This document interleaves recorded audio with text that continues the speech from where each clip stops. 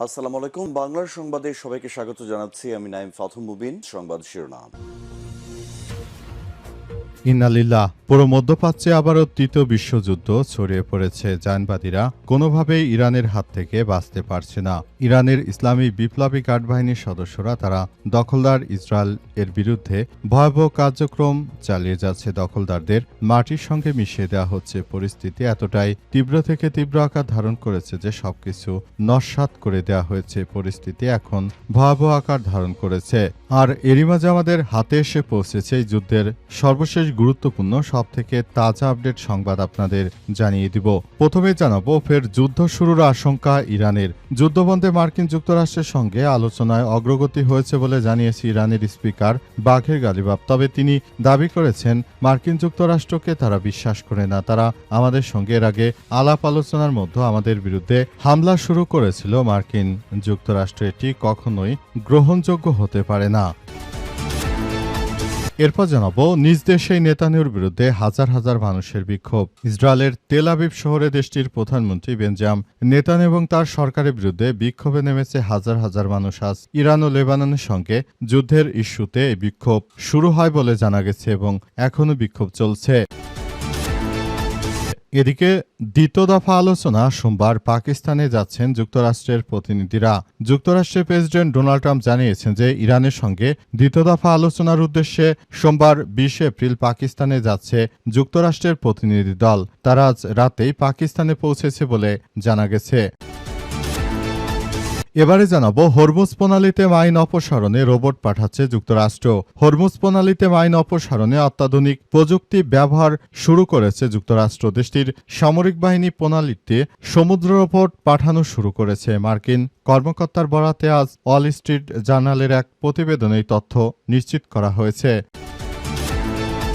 এবং সর্বশেষ জানাবো অপরাধীরা ছাড়া ছাত্রলীগ করলেও এনসিপিতে যোগ দেওয়া যাবে বললেন নাহিদ ইসলাম। অতীতে ছাত্রলীগ করলেও বর্তমান এনসিপিতে যোগ দেওয়া যাবে।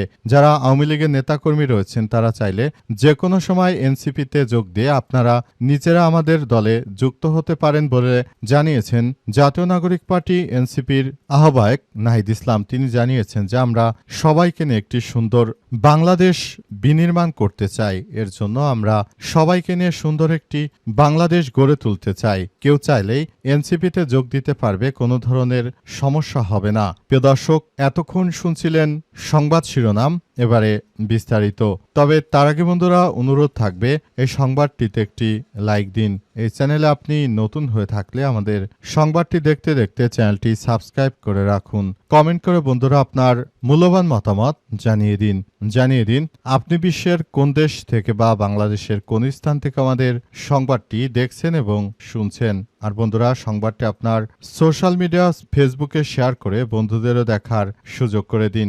গাজা যুদ্ধে আপনি যদি নিরীহ ফিলিস্তিনিদের ভালোবেসে থাকেন কমেন্টে ইয়েস লিখে পুরো বিশ্বকে আমাদের এই সংবাদটি দেখার সুযোগ করে দিন। এবারে বিস্তারিত। ফের যুদ্ধ শুরুর আশঙ্কা ইরানের। যুদ্ধবন্ধে মার্কিন যুক্তরাষ্ট্রের সঙ্গে আলোচনায় অগ্রগতি হয়েছে বলে জানিয়েছে ইরানের স্পিকার মোহাম্মদ বাঘের গালিবাফ। তবে তার দাবি উভয় পক্ষ এখনও সমঝোতা থেকে অনেক দূরে রয়েছে। তেহরান যুক্তরাষ্ট্রকে বিশ্বাস করে না এবং যে কোনো মুহূর্তে তারা ফের যুদ্ধ শুরু করতে পারে বলে সতর্ক করেছেন ইরানের স্পিকার। আজ রাষ্ট্রীয় টেলিভিশনে দেওয়া ভাষণে তিনি এসব কথা জানিয়েছেন। ভাষণে গালিবাফ জানান, আমরা চূড়ান্ত আলোচনা এখনও অনেক থেকে দূরে রয়েছে। আমাদের আলোচনার অগ্রগতি হয়েছে, তবে এখনও অনেক ফাঁক রয়ে গেছে। কিছু মৌলিক বিষয় এখনও অমীমাংসিত। উল্লেখ্য, গালিবাফ ইরানের অন্যতম আলোচক হিসেবে দায়িত্ব পালন করছেন। গালিবাফ আরও দাবি করেন যুক্তরাষ্ট্র এবং ইহুদিবাদী ইসরায়েল যুদ্ধে ইরান বিজয়ী হয়েছে তাদের বিরুদ্ধে এবং শুধু দাবিগুলো পূরণ হয় তারা যুক্তরাষ্ট্রের সঙ্গে সাময়িক যুদ্ধবিরতিতে সম্মত হয়েছে। 2 সপ্তাহে এই যুদ্ধবিরতি আগামী বুধবার শেষ হওয়ার কথা রয়েছে। পাকিস্তান মধ্যস্থতাকারীরা একটি স্থায়ী চুক্তির জন্য প্রচেষ্টা চালিয়ে গেলেও তা এখনও চূড়ান্ত হয়নি এবং মূল প্রতিরোধপূর্ণ বিষয়গুলোতে অগ্রগতির বিষয়টি এখনও নিশ্চিত হওয়া যায়নি বলে তারা নিশ্চিত করেছে এবং তারা জানিয়েছে যে পাকিস্তানে তারা যুদ্ধবিরতি করার জন্য যদি আলাপ আলোচনায় যায় সেক্ষেত্রে বিষয়টি কোন দিকে যায় সেটি এখন পর্যন্ত তারা স্পষ্টভাবে কোনো বার্তা দিতে পারেনি। তারা আরও জানিয়েছে যে বর্তমান সময়ে জায়নবাদীরা যে ধরনের কার্যক্রম শুরু করেছে এটি আসলে কোনোভাবে গ্রহণযোগ্য কোনো বিষয় হতে পারে না। আমরা যত সমস্যা সমস্যাই হোক না কেন পরিস্থিতি মোকাবেলা করে জায়নবাদীদের বিরুদ্ধে তীব্র প্রতিক্রিয়া গড়ে তুলতে চাই বলে নিশ্চিত করা হয়েছে।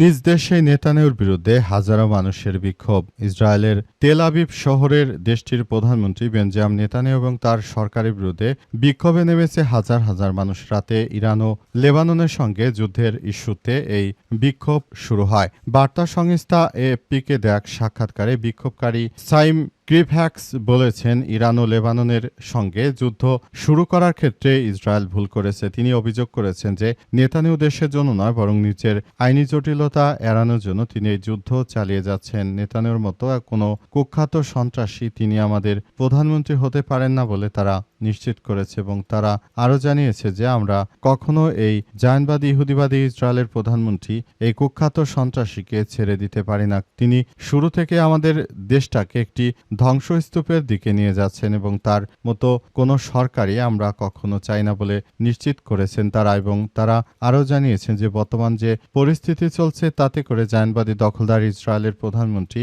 এই বেনিয়ামিন নেতানিয়াহুর বিরুদ্ধে আমাদের এই অগ্রযাত্রা চলমান থাকবে।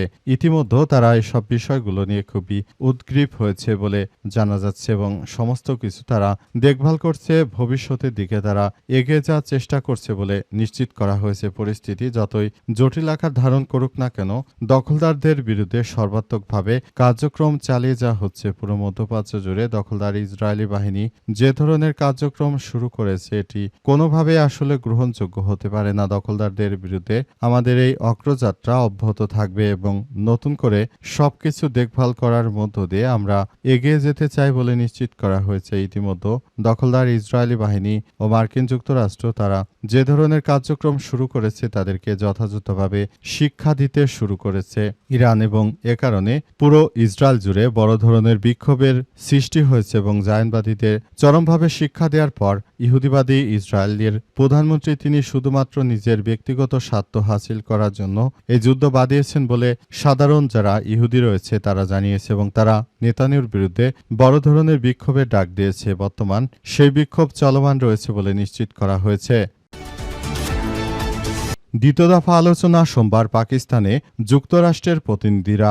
আবারও ইরানের সঙ্গে যুদ্ধবিরতি করতে পাকিস্তানে এসে পৌঁছেছে মার্কিন যুক্তরাষ্ট্রের প্রতিনিধি দল। তারা ইরানের সঙ্গে নতুন করে আলাপ আলোচনা করে তারা এই যুদ্ধবিরতি করানোর জন্য বদ্ধপরিকর। ইতিমধ্যে তারা বুঝতে পেরেছে যে মার্কিন যুক্তরাষ্ট্র পুরোপুরি ফেঁসে গেছে, তারা কোনোভাবেই আর ইরানের সঙ্গে পারছে না। জন্য তারা এই পরিস্থিতি মোকাবেলা করার জন্য এই ধরনের কার্যক্রমগুলো তারা হাতে নিয়েছে এবং তারা মনে করে বর্তমান সময়ে যদি এই মুহূর্তে দখলদার ইসরায়েলি বাহিনী ও মার্কিন যুক্তরাষ্ট্র তারা যদি ইরানের সঙ্গে যুদ্ধবিরতি না করে তাহলে ইরানের মিসাইল হামলায় তারা ধ্বংসপ্রাপ্ত হবে। এ কারণে মূলত তারা পাকিস্তানকে ব্যবহার করে এই যুদ্ধবিরতি করানোর ক্ষেত্রে তারা অনেক বেশি প্রচেষ্টা চালিয়ে যাচ্ছে। তবে পরবর্তীতে আসলে বিষয়টি কোন দিকে যাবে সেটি এখন পর্যন্ত বোঝা যাচ্ছে না। পরিস্থিতি আসলে দিনকে দিন খুবই জটিল আকার ধারণ করছে পুরো পরিস্থিতি এবং সবকিছু তছনছ করে দেয়া হচ্ছে। মধ্যপ্রাচ্য জুড়ে দখলদার ইসরায়েলি বাহিনীর বিরুদ্ধে যেভাবে ইরানের ইসলামিক বিপ্লবী